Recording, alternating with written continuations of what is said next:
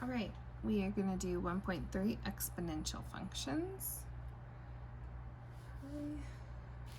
All right, so an exponential function is some base to f of x equals a to the x, or some base to the x power, okay? They're different than power functions. Power functions would have a number in the exponential. Exponential functions have the variable in the exponential. So on your graphing calculator, graph this. So let's start with just the graphing it. So let's throw it in 5 minus 2.5 to the x. See if our, remember we zoomed in earlier, so I gotta go back. Make sure my window makes sense. Okay, there we go. All right, so there's my graph. So what it wants us to do is it wants us to find the domain and the range and the zeros. So domain, range, and we'll do the zeros. Okay, so my domain, I'm gonna have to do some tracing. Okay, so on my x's, it's gonna go this way and this way. So that's gonna go on forever and ever in both directions. Okay. All right, my range is gonna be my, let's see if we can get this focus a little better. Okay, there we go. My range is gonna be my y, so we gotta figure out as high as it goes. So we're gonna have to do some tracing. So it looks like we're always approaching 5, but we never get there, okay? Do you see how we're never getting to 5? These numbers are getting closer and closer to 5, but we're never gonna get to 5, okay? So 5 is gonna be our highest number, our biggest number, and we're never gonna get there. So our range, in the other direction, as we head down, we're gonna go towards negative infinity. Whoop. Connect my infinity there. All right, my zeros. Where do I cross the x-axis? Okay, so trick for you. Let me get closer, and it'll tell us exactly what it is. So if we go,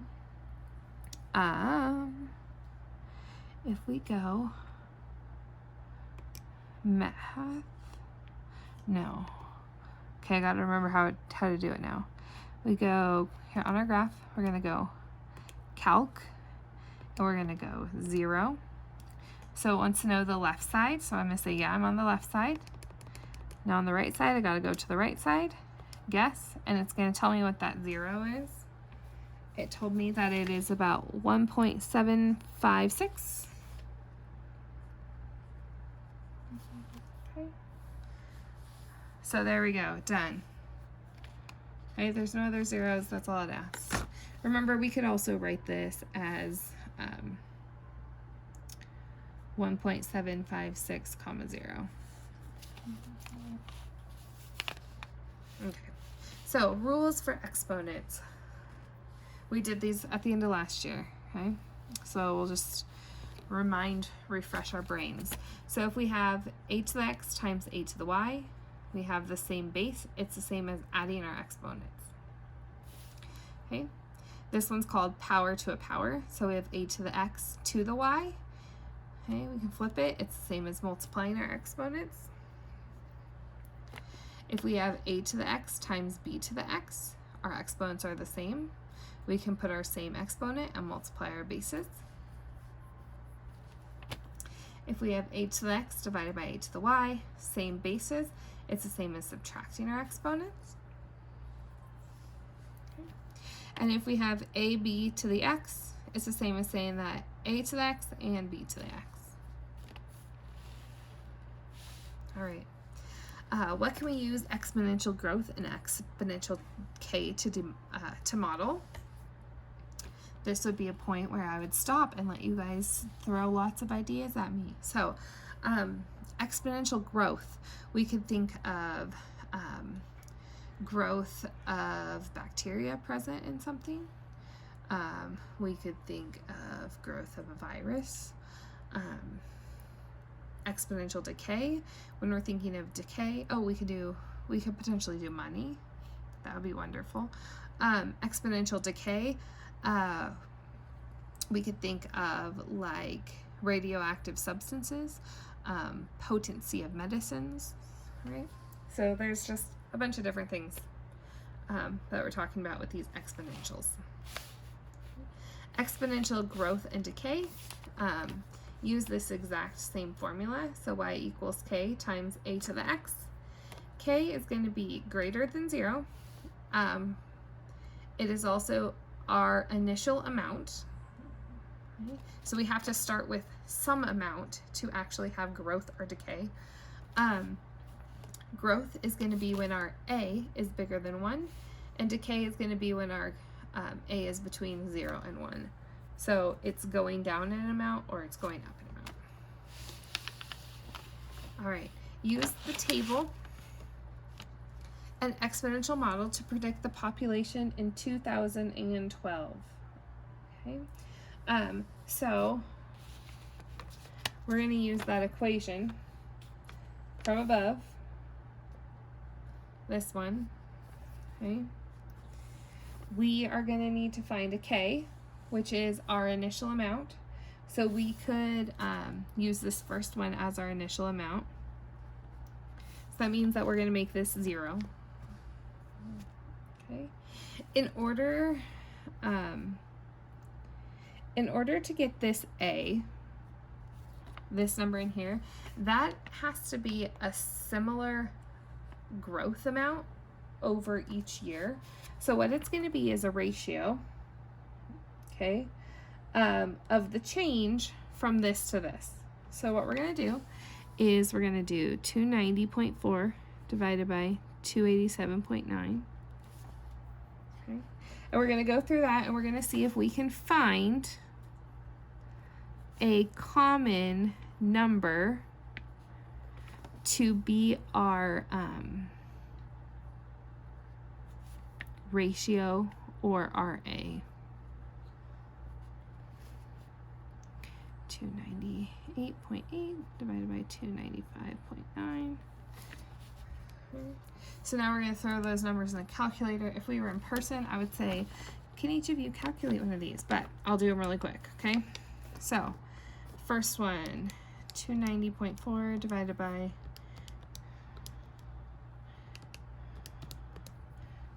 1.008. So we got a 1.0087.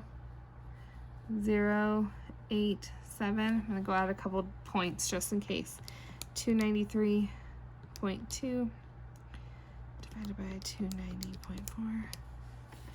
Okay. Your numbers should be like making sense with each other. Okay. If you get a number that's way off, you probably wrote a number down wrong.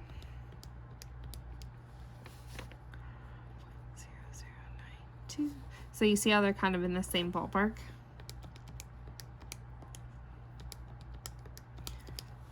Okay. 1.0098. Okay, so if we were to round all of these numbers, what would we get? Pretty much an average similar number of them all.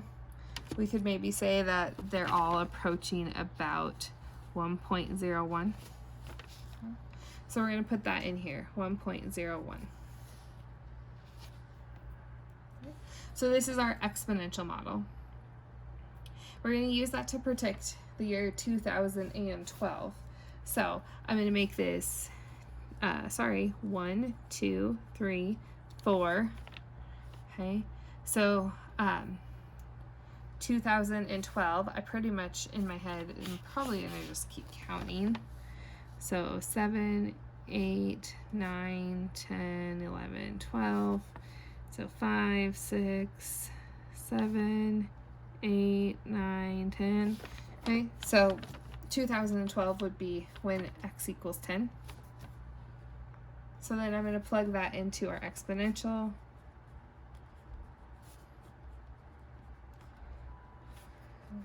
And I'm going to throw that on my calculator. 287.9 times 1.01 to the 10th. That got me all sorts of crazies.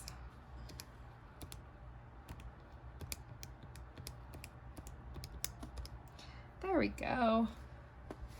So we have 3 equals 318.02.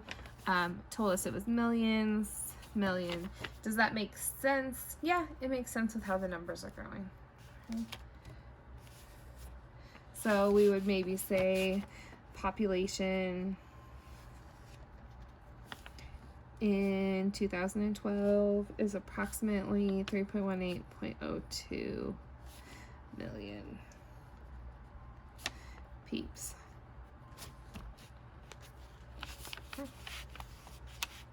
All right. All right, something else that we talked about would be half-life and doubling life. So half-life is the time it takes to get to half of the initial amount. So a lot of times we talk about half-life with like radioactive material. I think some medicines, they talk about the half-life of it. And then doubling is the time it takes for something to get to double or twice its original size. Okay. All right, so I think we look at some examples. Okay. So it says, suppose the half-life of a certain radioactive substance is 20 days and that there are 5 grams present initially. When will there be only 1 gram of the substance remaining? So what we're going to do is we're going to start with our lovely equation from the last page. And we got to fill in what we can. So it told us our initial amount is 5 grams. Okay.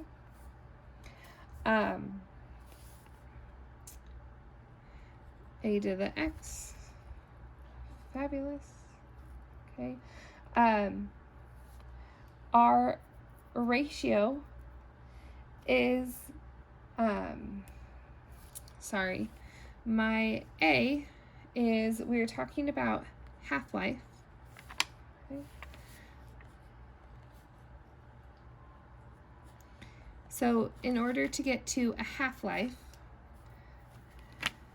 we would take our x and divide that by 20 because it says 20 days. And now we, the last thing we know is we want to know when there will be 1 gram. So we want to know when y is going to equal 1.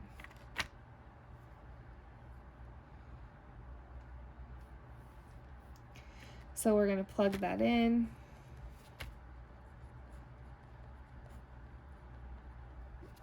Okay.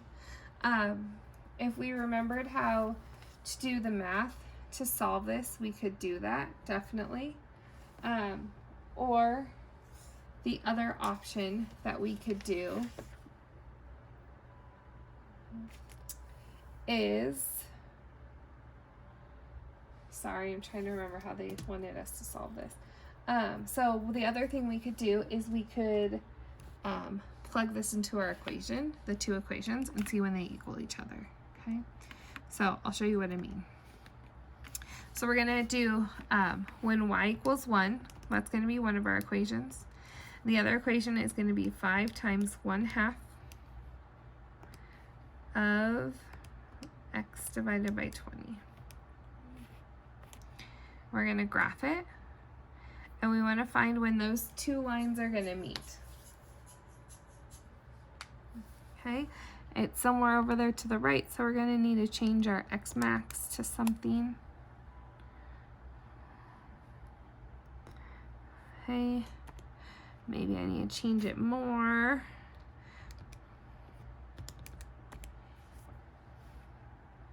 All right, so there we go. It meets somewhere in there.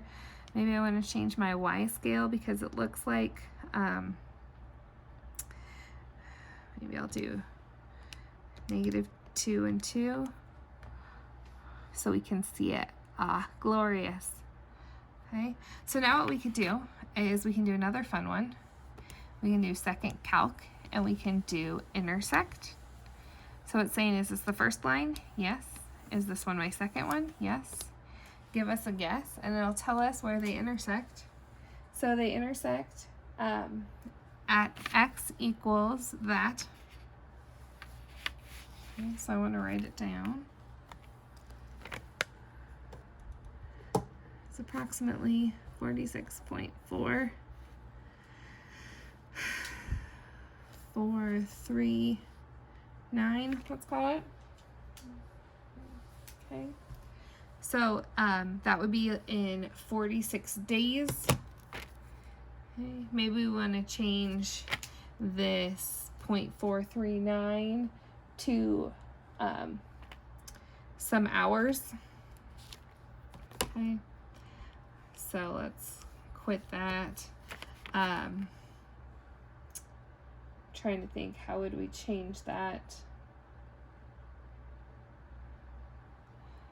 My brain's struggling tonight, you guys.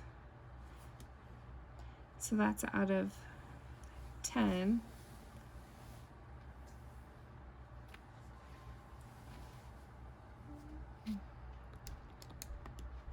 Hold on, I'm thinking.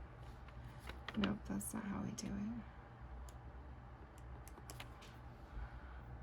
So we want 0.443 of an hour.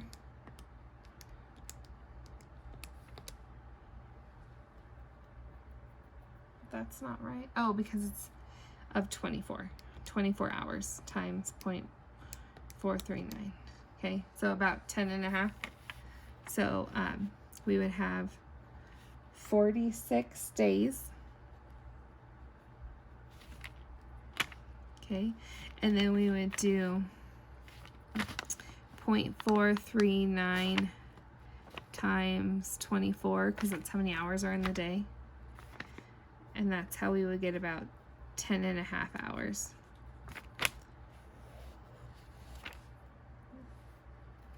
Okay, next one. Use the population data from page 24 to estimate the population for the year 2000. Use your calculator to find the exponential regression equation. Woohoo! Okay. So here's our data.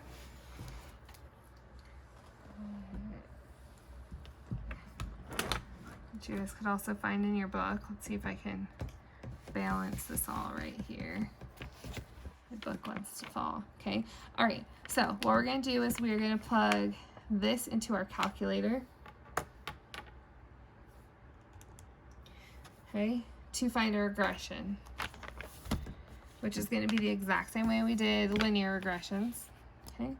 So we're going to go stat, edit, and we're going to edit our lists. So 1880, 1890, 1900, 1910, 1920, 1930,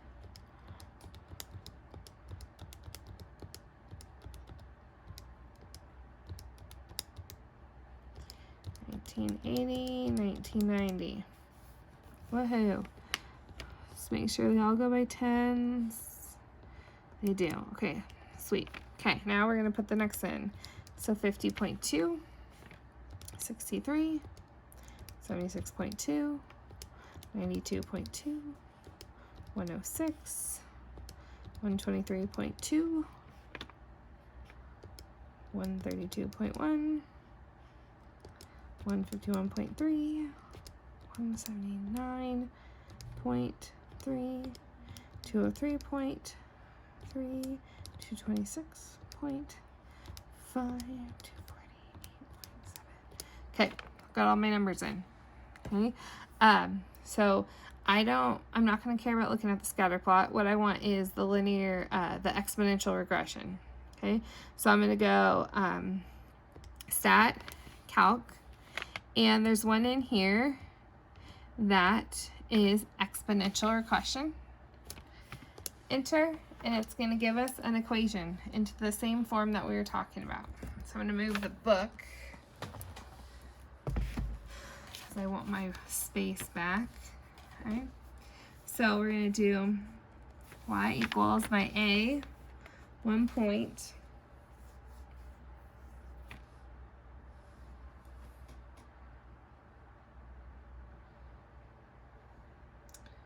hold on a sec.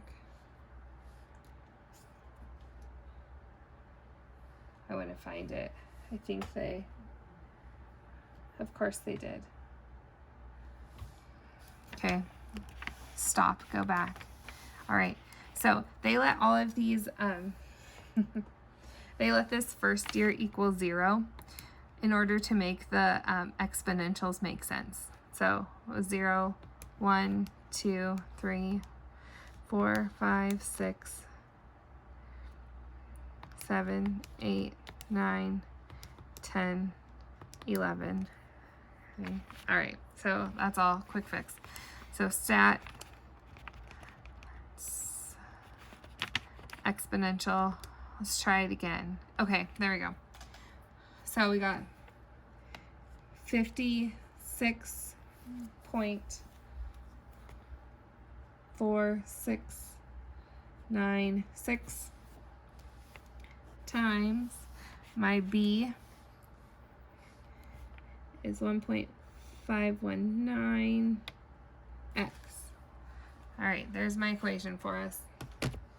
Okay, so the next thing that asks us is in the year 2000. So I'm going to pull my table up again to see when the year 2000 is going to be.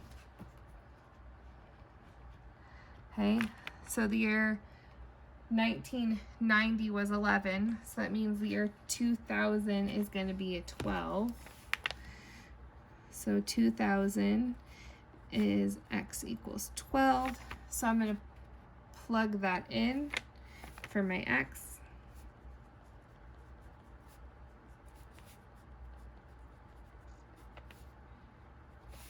Okay. And that's going to get us what this year is. So let's do it. 56.4696.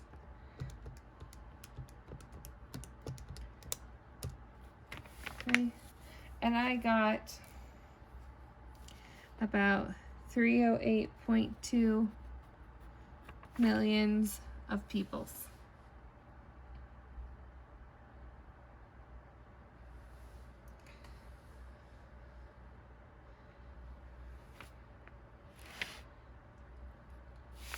Okay.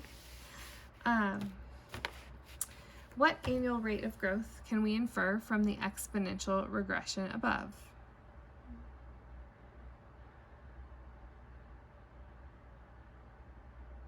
Okay.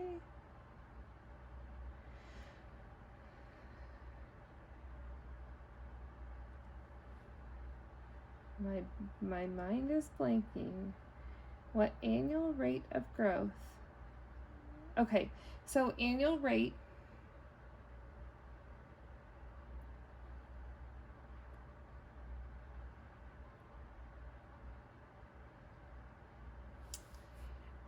of growth is something that they tell us somewhere, okay? And that's going to be the same as 1 plus r to the 10th, and that's going to be the same as our rate of growth. Okay, so pretty much let's solve for r, okay, to see what that means. So I'm going to do the 10th root of both sides.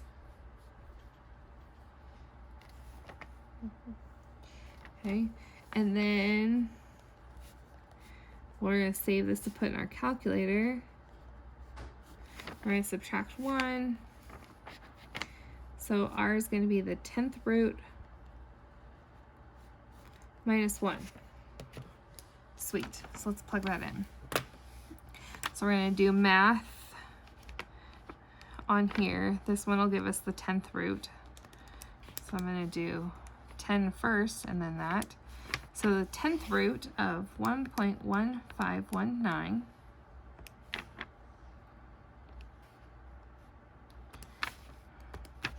minus 1 gives me a 0.014. So that means as a rate, we'll times it by 100. So our rate of growth is about 1.4% per year.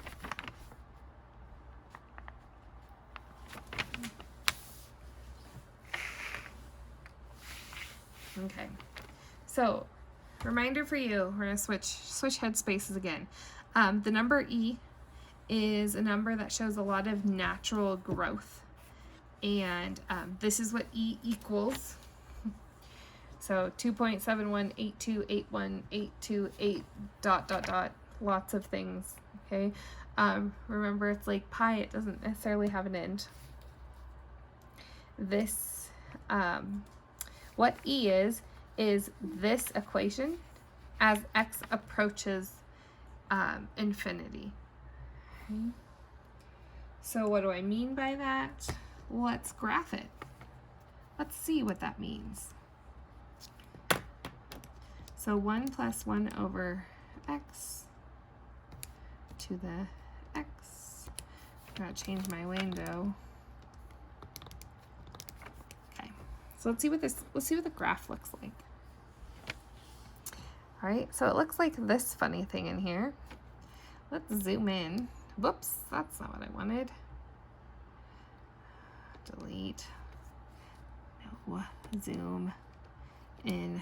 I want to zoom in a box. Okay, so there we go. All right.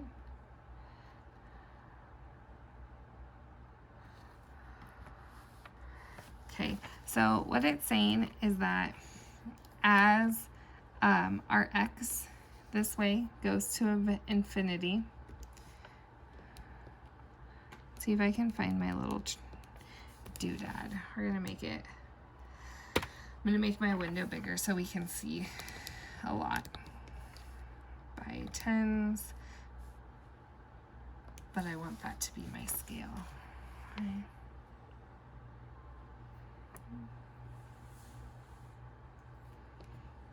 Okay, so here we go. As we start to trace this, as our x's get bigger and bigger,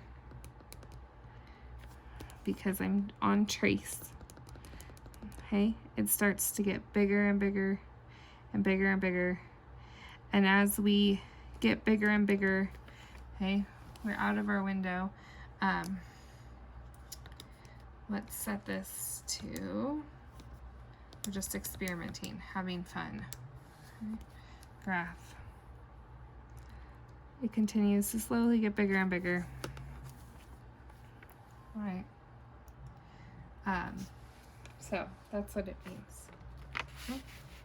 All right, so y equals e to the x or y equals e to the negative x are frequently used as models for exponential growth and decay. Remember that the number e has to do with ln. We'll talk about that more next lesson. Okay. Something else I wanted to remind you of is continuous, compounding continuous. So that is principal. This is just the number e.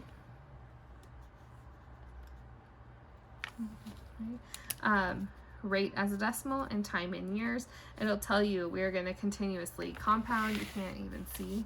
Okay, it's going to tell you we're continuously compounding something to solve a problem for that. All right, so you'll just use PERT.